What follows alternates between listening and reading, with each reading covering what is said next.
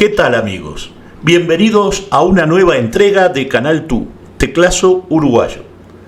8 personas muertas, entre ellas 6 policías y casi 20 con heridas de diferente entidad, fue el saldo de una batalla campal ocurrida en pleno barrio del Paso Molino. Un hecho sin precedentes hasta el día de hoy, en un país que, como es el nuestro, está ajeno a ese tipo de sucesos. Un hecho ocurrido en el año 1933 y que sigue siendo señalado como una tragedia para la Policía Nacional. Hoy les presento la Batalla del Paso Molino.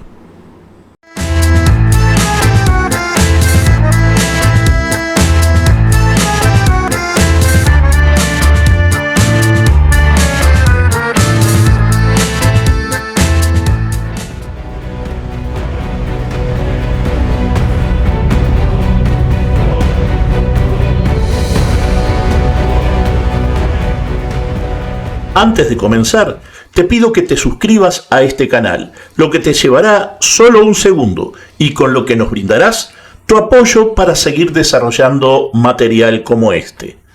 Gracias desde ya.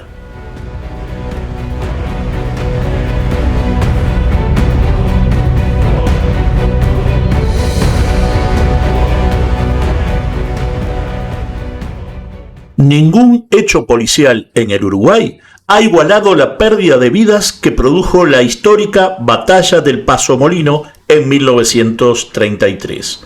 Un hecho sin precedentes en la por aquellos tiempos adormilada ciudad de Montevideo dejó como saldo 6 policías muertos, 2 delincuentes sin vida y 17 personas heridas, entre funcionarios y civiles. Una auténtica batalla que duró horas, durante la cual se produjeron persecuciones callejeras que eclipsarían a la más sangrienta película de Quentin Tarantino. Los cronistas de la época jamás se pusieron de acuerdo en si el hecho fue provocado por delincuentes comunes o si tuvo motivaciones políticas promovidas por el anarquismo. Sí es un hecho que algunos de los implicados estaban vinculados íntimamente a ese movimiento.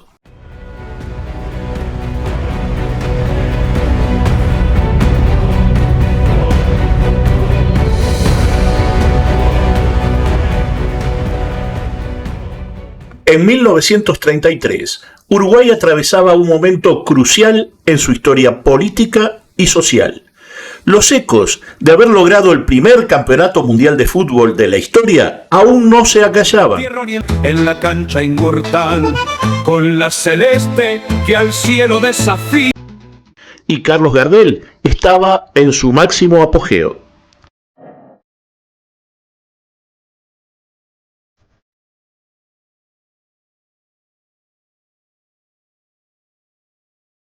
Ese año es recordado por el golpe de Estado del 31 de marzo, liderado por el entonces presidente Gabriel Terra, el que marcó el fin de una era democrática y el comienzo de un régimen autoritario. Antes de este año, Uruguay había consolidado un modelo democrático sólido, en gran parte gracias a las reformas de Valle y Ordóñez, quien implementó un sistema de colegiado con poder compartido entre el presidente y un Consejo Nacional de Administración. Sin embargo, este modelo generó tensiones políticas, especialmente en sectores conservadores y militares, que lo veían como ineficiente. Gabriel Terra, electo presidente en 1931, inicialmente gobernó dentro de los márgenes democráticos. Sin embargo, enfrentó una creciente crisis económica mundial, producto de la Gran Depresión de 1929 en los Estados Unidos, la cual afectó severamente a Uruguay, especialmente en el sector agrícola y ganadero. La situación económica se tradujo en una alta tasa de desempleo, protestas sociales y un creciente descontento general. El 31 de marzo, Terra, con el apoyo del ejército, disolvió el Parlamento, suspendió la Constitución de 1918 y asumió poderes dictatoriales. Este golpe de Estado contó con el apoyo de sectores conservadores, así como de algunos empresarios y terratenientes que se sentían amenazados por las políticas reformistas. Las tensiones entre los sectores populares y la clase alta se agudizaron. Los trabajadores y las organizaciones sindicales, que ya estaban afectados por la crisis económica, vieron con desconfianza el nuevo régimen, que adoptó una postura represiva frente a los movimientos sociales. El golpe también polarizó a la población uruguaya. Mientras que algunos sectores apoyaban a Terra por su capacidad para restaurar el orden y mantener la estabilidad en tiempos difíciles, otros se opusieron firmemente a lo que veían como una violación de los principios democráticos del país. Durante este periodo se ejerció una dura represión política en la que se censuró la prensa y se persiguió a los opositores políticos. Terra promovió además una nueva constitución, la que cristalizó al año siguiente, en 1934, la que otorgó más poder al Ejecutivo y eliminó el sistema de colegiado. Como era de esperarse, y a pesar de la ya mencionada represión, surgió una incipiente resistencia contra el gobierno, liderada por los partidos Colorado y Socialista, produciéndose manifestaciones y huelgas. Otro importante protagonista de la resistencia fue el anarquismo, el que, si bien su impacto había comenzado a disminuir en comparación con décadas anteriores, seguía siendo sí un movimiento significativo, teniendo gran influencia en la gestión de manifestaciones y huelgas. Esto último, sumado a la conocida filiación anarquista de algunos de quienes perpetraron los hechos que nos ocupan, fortalecieron la idea de que, muy posiblemente, el pretendido atraco no fue obra de delincuentes comunes, sino que conllevaba fines políticos.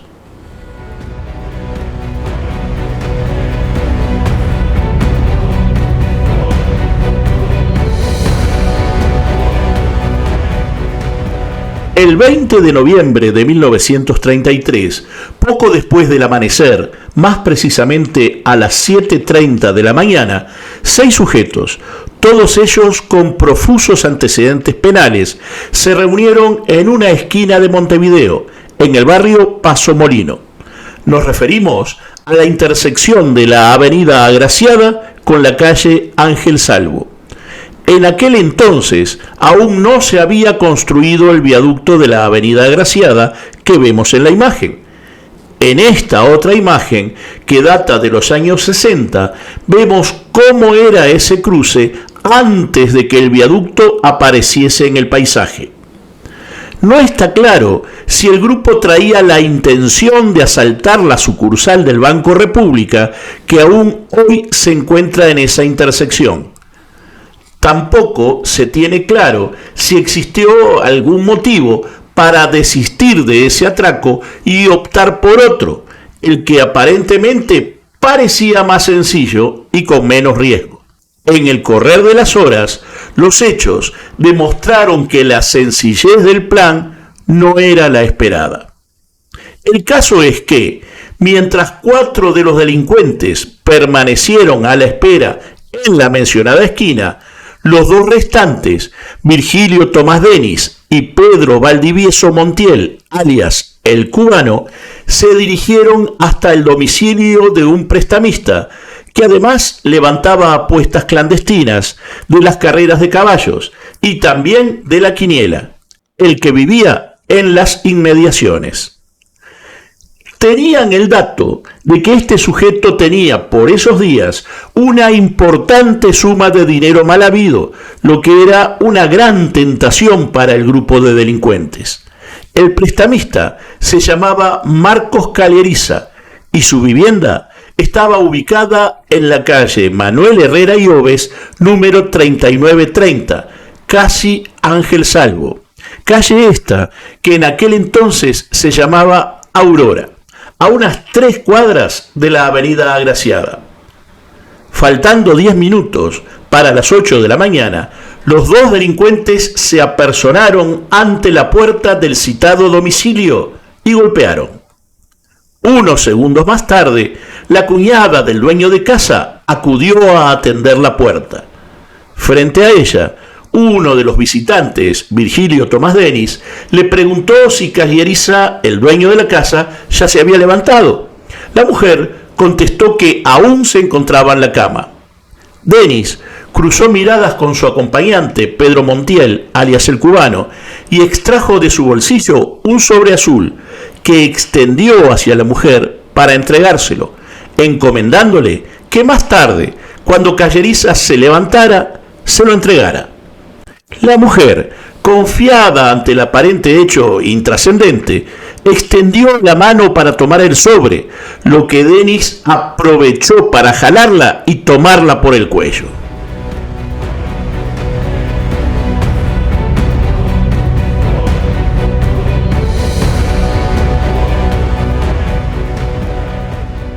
Por más que Denis intentó tapar la boca de la mujer, no logró evitar que ésta comenzara a gritar espantada ante esa agresión inesperada. Mientras él luchaba por dominar a la mujer, el cubano se introdujo en la casa, atravesando rápidamente el zaguán de la misma. Al oír los gritos, la esposa de Calleriza, María Jura, quien se encontraba durmiendo en su dormitorio junto a su esposo, se levantó rápidamente y se asomó para ver qué sucedía. Fue entonces que vio a los asaltantes ya dentro de su hogar. Rápidamente cerró la puerta del dormitorio y se dirigió a la mesa de luz de su esposo. Tomó un revólver que éste guardaba allí. Con esta arma salió nuevamente del dormitorio y, apuntando hacia los sujetos, apretó el gatillo. Sin embargo, no dio en el blanco. El proyectil cruzó el zaguán y la puerta abierta, sin tocar a los intrusos, pero alcanzó en el hombro a una vecina de la vereda de enfrente, la señora Isabel Galle, quien había salido a barrer la vereda. Ante el descontrol y el griterío producido, pero sobre todo ante la reacción de la señora de Calleriza, Denis y el cubano abandonaron la casa corriendo hacia la avenida Agraciada, donde, a pocas cuadras, los esperaban los otros 4 integrantes del grupo, los hermanos Hortel, españoles y reconocidos como anarquistas, Raúl Gallero, Rossi y Del Pérez. Allí narraron rápidamente lo sucedido, acordando entonces separarse en direcciones opuestas. En uno de los grupos iban Denis, el cubano, y los hermanos Hortel.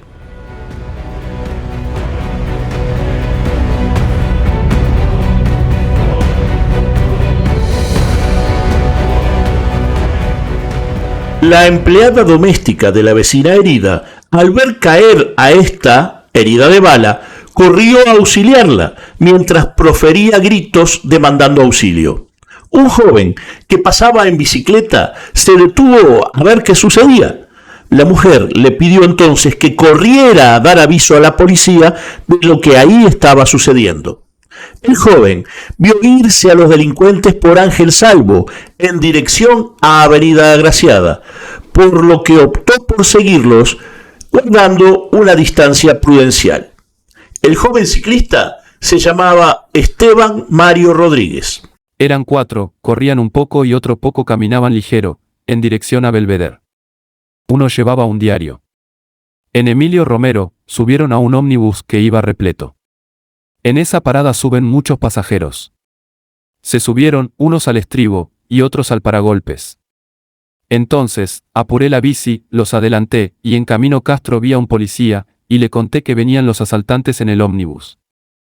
El policía que menciona a Esteban era el cabo Juan Lozano, de la seccional 19ª. Este dio aviso a un colega que salía de un café de las inmediaciones, el agente de investigaciones Genaro Leites, quien, a su vez, llamó a otro oficial, Máximo Rodríguez, de la seccional 20ª. Al llegar el ómnibus a la esquina de Camino Castro, se detuvo y el cabo Lozano se puso delante para evitar que el mismo retomara la marcha. Los 4 delincuentes advirtieron la presencia de los policías y prefirieron bajar del ómnibus que esperar a que aquellos vinieran por ellos. Esteban Mario Rodríguez, sin bajarse de la bicicleta, observaba con estupor los hechos. Vi que uno de los asaltantes echaba mano a un revólver, y ahí nomás empezaron a los tiros.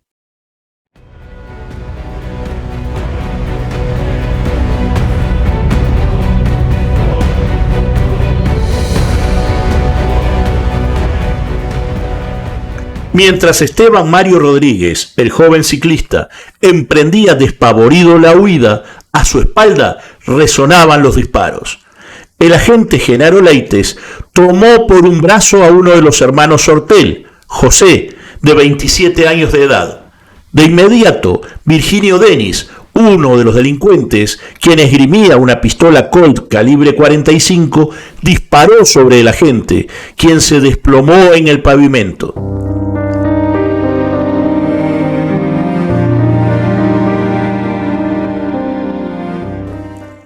Al mismo tiempo, caía herido el oficial Máximo Rodríguez.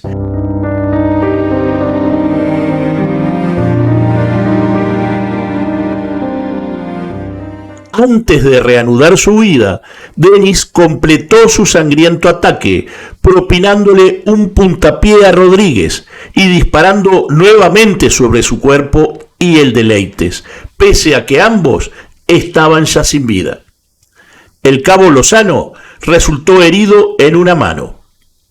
Varios peatones trataban de ponerse a salvo desesperadamente, mientras los delincuentes corrían por la avenida Agraciada en dirección al centro.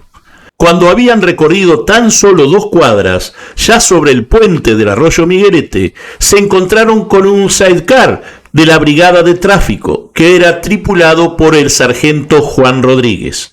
Apenas éste se detuvo, los malvivientes le dispararon reiteradamente, produciéndole varias heridas que provocaron su muerte unas horas más tarde en el Hospital Maciel.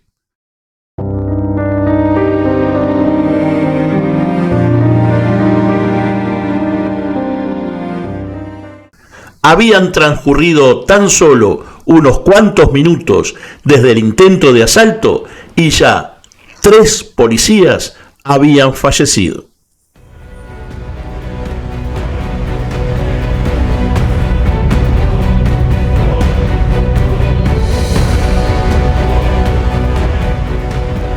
Más policías son convocados al lugar, quienes se unen a la terrible persecución.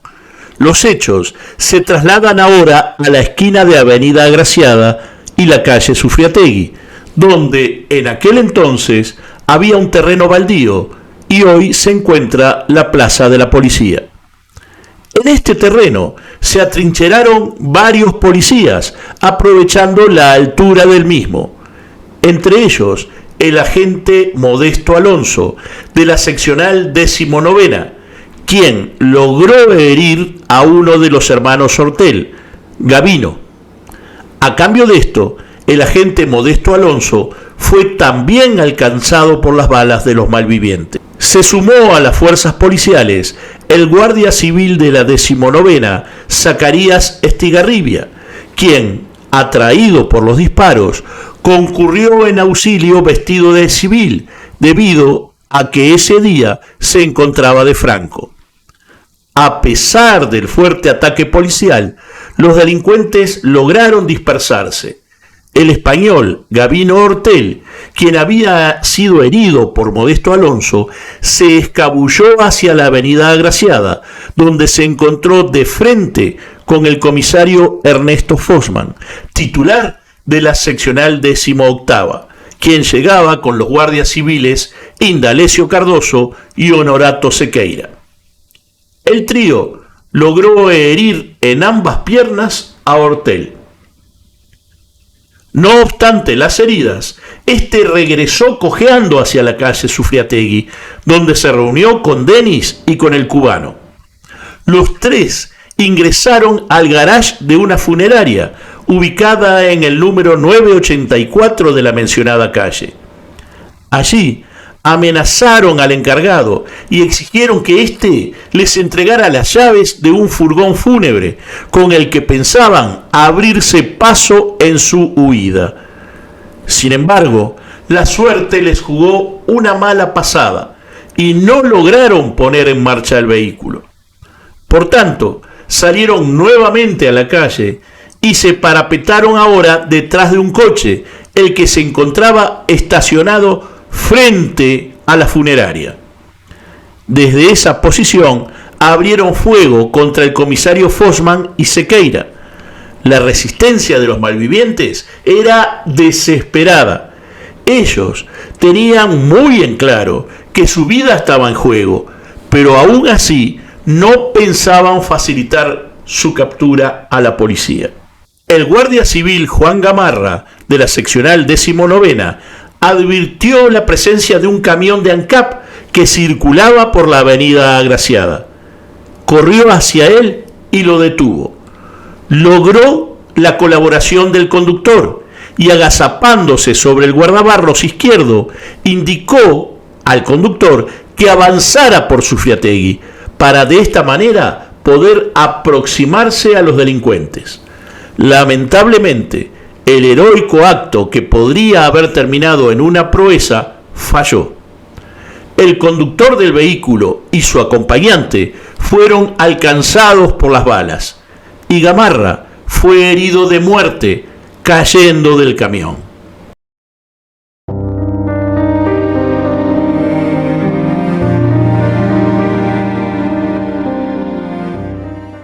Un vecino del lugar advirtió a la policía que los delincuentes se habían escondido en la casa contigua a la cochería, la que lindaba con los fondos de esta.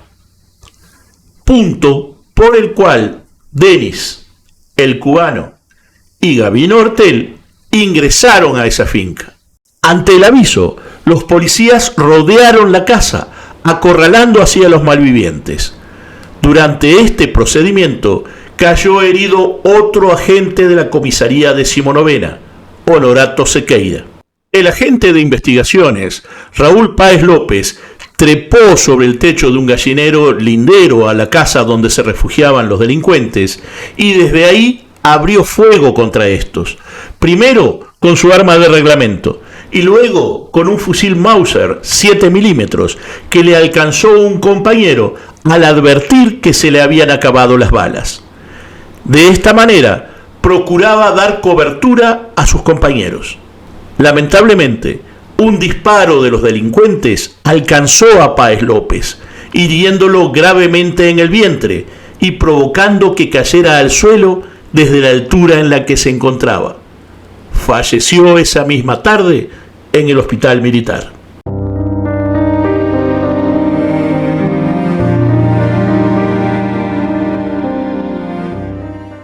El Diario de la Noche narró en sus páginas que el joven había sufrido 7 perforaciones del intestino.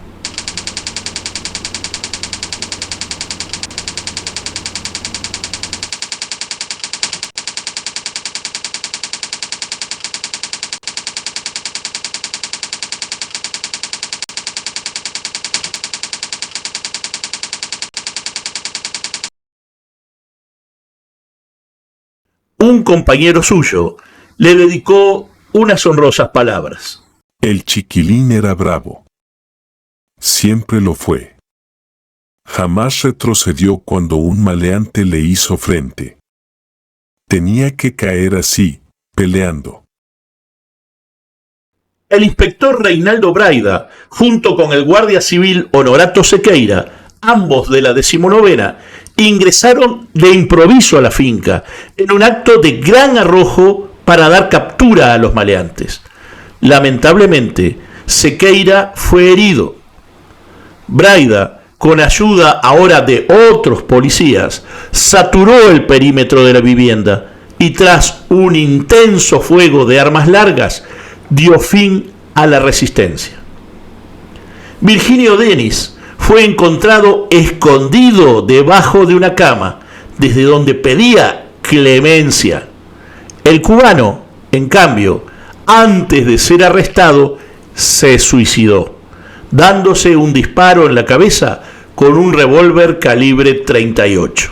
Quien no fue hallado en el sitio fue Gabino Ortel, el que desde la azotea había cruzado los techos linderos y desde allí bajado a la avenida Agraciada.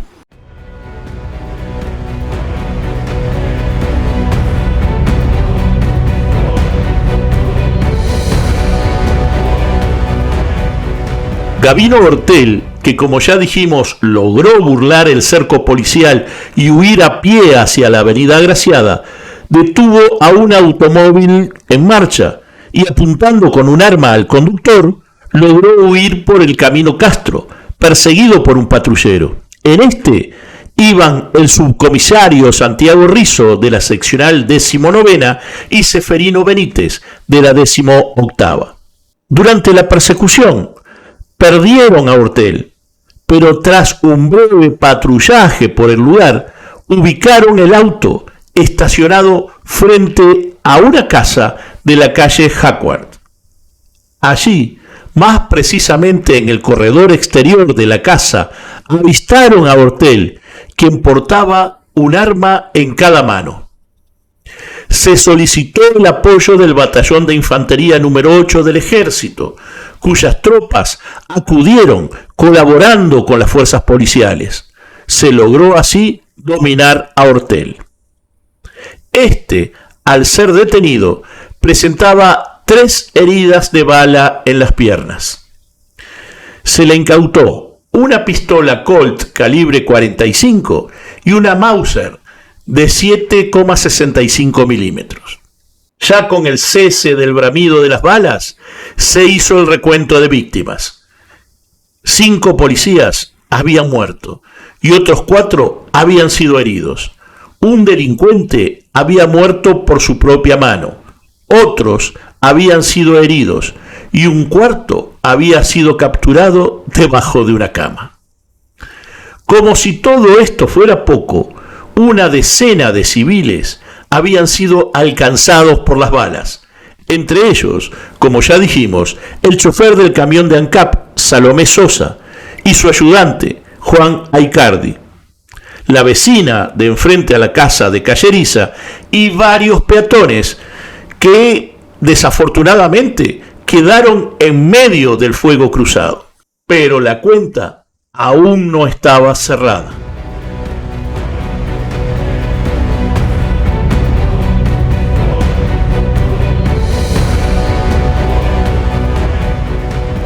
La cuenta de víctimas aún iba a seguir sumando.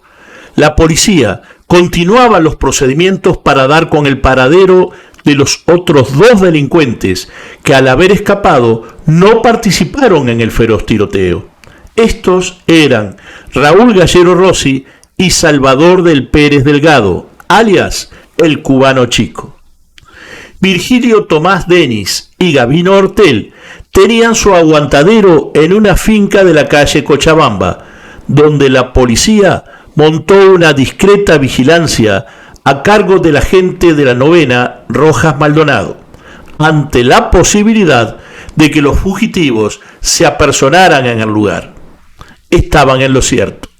A media tarde apareció en el lugar Salvador del Pérez. Sin embargo, y aún con esta posibilidad y sabiendo la crueldad de los maleantes, el agente Rojas Maldonado ridículamente había sido dejado solo en el lugar. Cuando éste reconoció a Del Pérez, intentó detenerlo, pero se produjo un enfrentamiento mortal a punta de pistola en el interior del corredor de la finca. Ambos contrincantes perdieron la vida. La cantidad de policías muertos subió entonces a 6.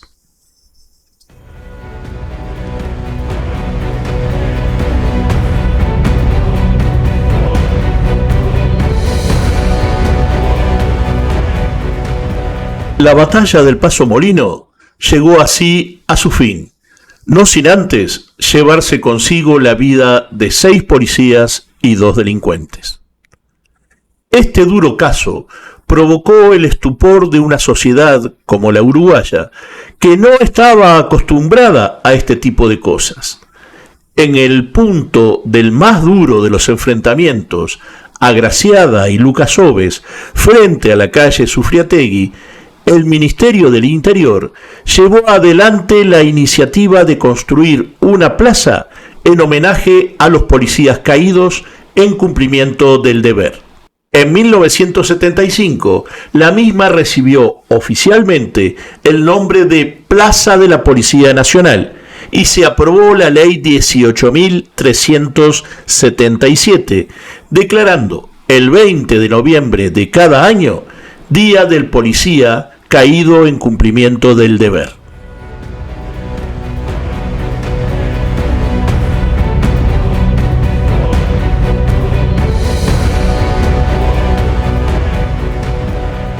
Para finalizar, algo sin resolver. Como muchas veces sucede, esta historia, al igual que muchas otras, dejó sin explicación evidente un punto que hasta el día de hoy sigue siendo un misterio.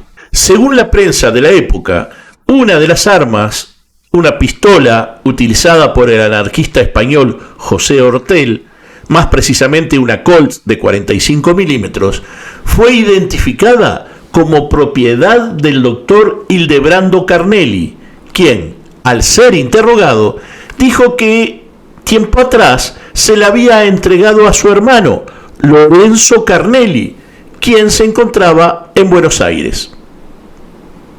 Sin embargo, pasados unos pocos días, ya nadie habló de esa pistola, ni de cómo la misma llegó a manos de Ortel.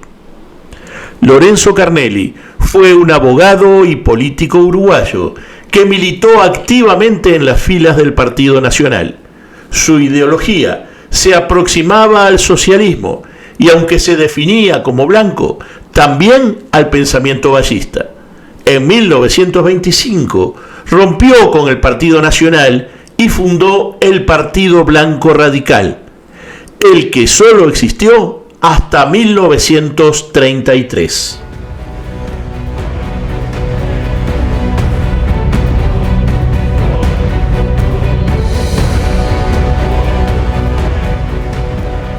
Y bien, amigos, ¿qué les ha parecido este nuevo video del canal Tu Teclazo Uruguayo? Espero que a ustedes les haya parecido tan interesante como a mí y que lo hayan disfrutado tanto como yo al realizarlo. Les pido, por favor, que si aún no se han suscrito, lo hagan ya mismo antes de retirarse. Cuanto más suscriptores tenga el canal, más visible será y por tanto habremos de llegar a más gente, lo que va a posibilitar seguir realizando este trabajo. También les pido que dejen sus comentarios, cuéntenme qué les ha parecido, transmitan su opinión sobre el caso y díganme qué otros temas creen ustedes que podríamos tratar en este canal. Finalmente, les pido que si les ha gustado este video, me regalen su like. Nos vemos en una próxima entrega. Gracias por acompañarme.